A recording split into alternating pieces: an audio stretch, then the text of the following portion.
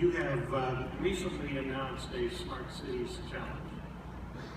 But this is not a typical funding mechanism from the federal government.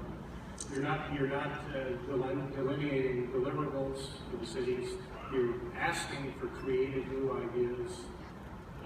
You're challenging the cities to think out of the box, to propose things that you have thought about, I hope. Why are you approaching it this way?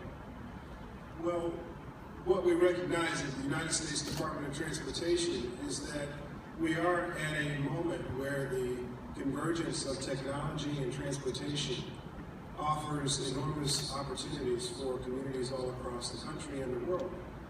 But to realize those opportunities, the decision makers at the local level have to begin imagining how these tools can help them enhance mobility, reduce climate change, improve livability, affect their land use decisions, and help increase safety. And we have precious few mechanisms that actually urge that conversation as opposed to allowing it to happen at a much more slow and incremental level. So the Smart City Challenge is really about issuing a broad challenge to American cities and regions to say, if you've got a bold idea about how to move your community better, how to reduce the impacts on climate change better, how to increase safety better using technology, we're going to look at all of the various applications from around the country, and we're going to award one city $40 million. We're also very excited that we are bringing partners to the table. One of our early partners was Vulcan, which has put a $10 million amount of money on top of the $40 million we're offering. And today I'm very pleased to announce that Mobileye is joining us in this partnership. Thank you very much, Mobileye. They have agreed to install their Mobileye Shield Plus technology on every single transit bus of the winning city. That's a big deal. That's great. Well, and maybe you can tell us a little bit why you're involved in this program and what you intend to do in partnership with the winner. Good morning, everyone. We are involved in developing technologies that avoid collisions. So it's natural to take that kind of technology into the city, where you have pedestrians and cyclists and people who drive their motorcycles that are vulnerable, especially when you have large trucks.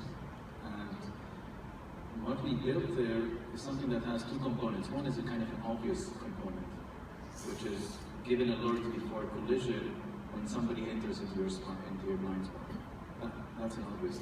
The second component is a bit smart, is to use big data in order to send all the alerts and near alerts back to the cloud, build a map showing where all the alert spots happened, and give that as a tool to designers and planners of infrastructure to see what kind of changes of infrastructure you can do in order to reduce collisions in the future. I think this is the more interesting part of this initiative, how to better plan the infrastructure based on real data, not just based on design or pre-thinking about what could happen, but actual real data. And we are very excited about that. For us, this is something new, all this big data, which is used to post-analyze the accidents, and we're really excited to be part of this initiative. So you're saying you think there's a potential to have an impact on the design of the infrastructure of the city and even urban planning? Exactly. It's quite exciting. Cities can be interesting living laboratories. Cities don't have any money. How does a big international company like a Bosch or a Qualcomm